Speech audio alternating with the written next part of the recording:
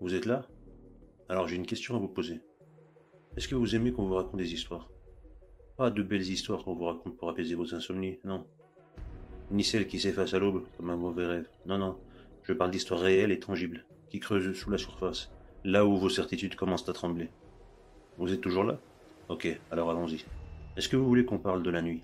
De la vraie nuit, qui s'étend au-delà des murs de votre chambre, dans ces espaces où votre esprit ne contrôle plus rien, absolument rien.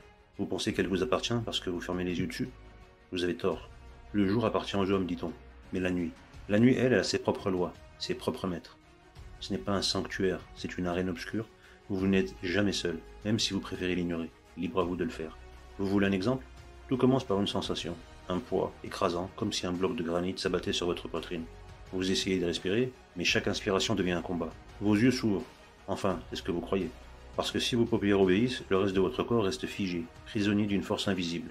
Et c'est là, dans cette immobilité forcée, que vous comprenez. Qu'est-ce que vous comprenez? Que dans l'obscurité, il y a une silhouette.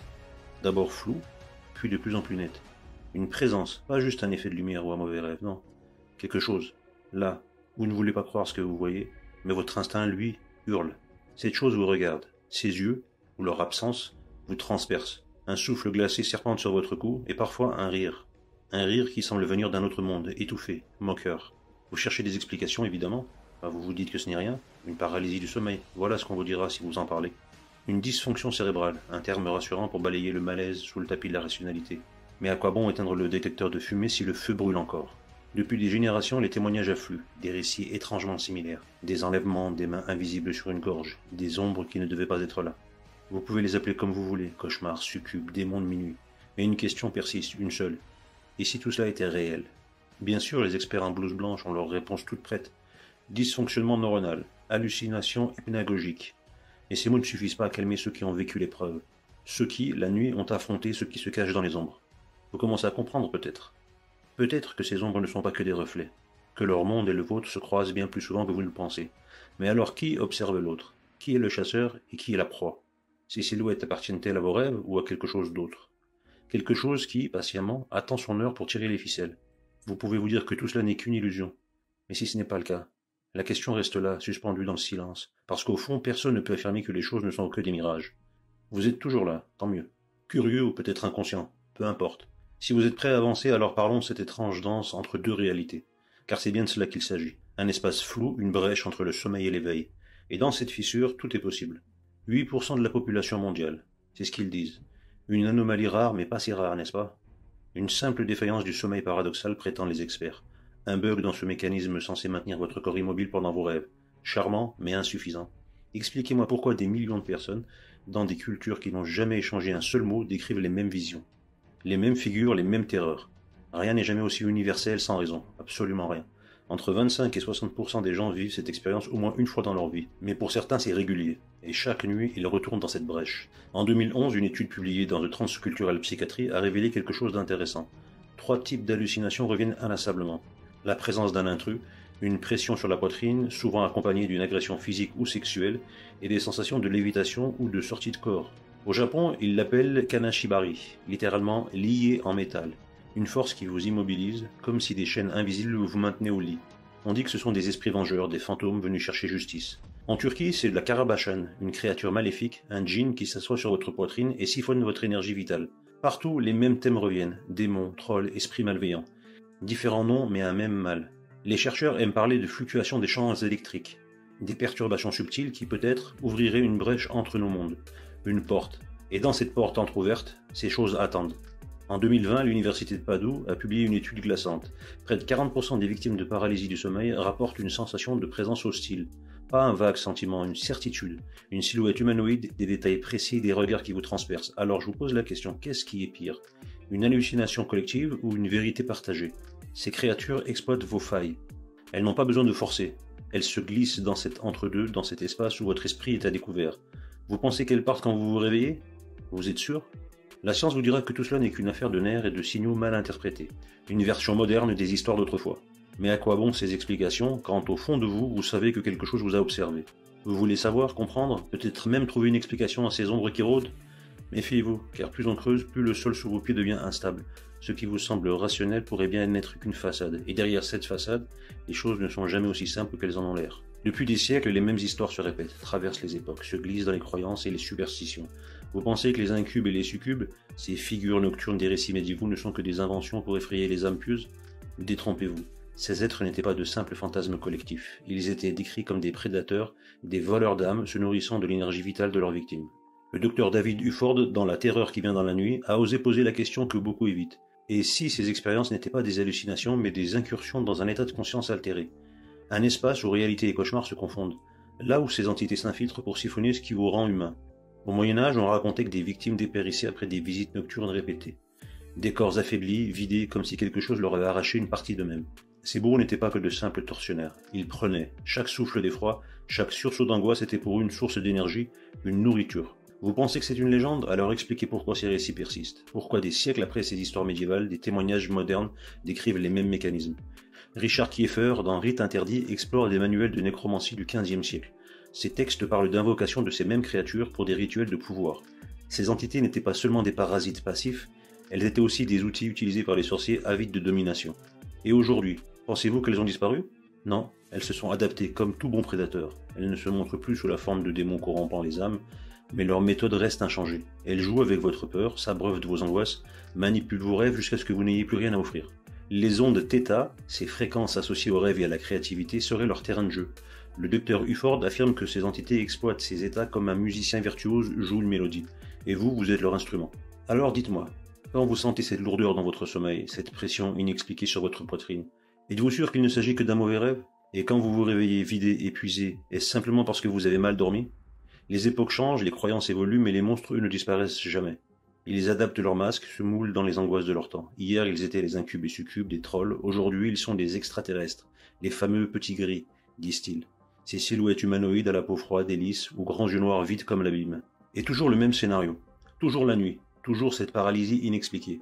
Que vous soyez dans votre lit ou sur une route déserte, l'histoire ne change pas. Une force invisible vous fige, vous réduit à l'impuissance.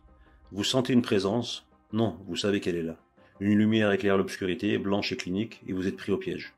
Bud Hopkins, l'enquêteur infatigable des abductions extraterrestres, a compilé des centaines de récits. Toujours la même mécanique. Une immobilité forcée, une intrusion brutale. Les victimes parlent d'épuisement, de cette sensation d'avoir été vidées, comme si une main invisible avait plongé au plus profond de votre être pour en retirer quelque chose. Les sceptiques, bien sûr, s'empressent de rationaliser. Toujours. Paralysie du sommeil, hallucination. Un cerveau fatigué qui joue des tours. Toujours. Et les effets ne mentent pas. Les marques physiques, les incisions parfaites, ces brûlures localisées, les souvenirs flous mais étrangement cohérents d'instruments médicaux et de manipulation. Trop de détails concordent. Hopkins n'était pas le seul à le penser. John Mack, psychiatre respecté de la Harvard Medical School, a osé explorer ces récits avec la rigueur de la science. Ce qu'il a découvert, il l'a consigné dans Abduction, rencontre humaine avec des extraterrestres. Les témoignages qu'il a recueillis ne parlent pas de rêves délirants, mais d'expériences concrètes. Les gris ne sont pas des métaphores, pas des fantasmes collectifs, ils sont là, physiquement, et leur méthode est implacable. Leur arme, une paralysie totale, une technologie ou une capacité qui défie nos lois physiques, annihilant toute résistance. Une prise de contrôle brutale, clinique, une intrusion dans votre libre arbitre, dans votre intimité, et toujours ce silence. Ce mutisme absolu comme une signature de leur méthode. Hopkins martelait une idée simple. Si tout cela n'est qu'un rêve collectif, alors l'humanité partage un cauchemar trop organisé pour être naturel. Et Mack allait encore plus loin. Il voyait ces expériences non comme de simples abductions, mais comme une forme de manipulation à grande échelle. Une observation, une étude, peut-être même une domination progressive. Alors posez-vous la question, que veulent-ils? Si ces créatures, ces entités ont le pouvoir de neutraliser un corps humain, pourquoi se contenteraient-elles de simples expériences? Les gris ne sont pas nouveaux, ils sont simplement l'évolution d'un vieux mal. Une nouvelle façade pour un prédateur ancien. Ils exploitent vos peurs modernes comme les démons d'autrefois jouaient avec vos superstitions. Le masque a changé, mais le jeu reste le même. Et vous, quand vous dormirez ce soir, quand vos muscles se figeront et que cette lumière viendra percer l'obscurité, que verrez-vous? Une hallucination ou quelque chose d'autre? Avant les gris, avant les incubes et les succubes, avant même que l'on tourne les yeux vers les étoiles en quête d'un danger venu d'ailleurs, il y avait déjà des ombres. Elles n'ont jamais eu besoin de vaisseaux ni de technologie pour terrifier. Elles étaient là, dissimulées dans le folklore, les légendes et les récits transmis au coin du feu. Dans les forêts brumeuses des terres nordiques, les trolls et les Uldufolk, le peuple caché, étaient bien plus que des figures de conte. Ils ne se contentaient pas de hanter les bois, ils s'infiltraient dans la vie des hommes, subtils, méthodiques. Des enfants disparaissaient, remplacés par des changelings, ces substituts grotesques et vides d'âme.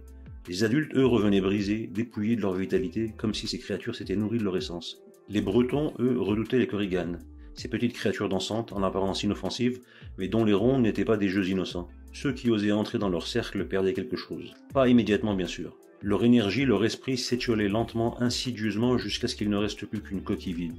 Mais ces histoires n'étaient pas que des mythes pour effrayer les enfants.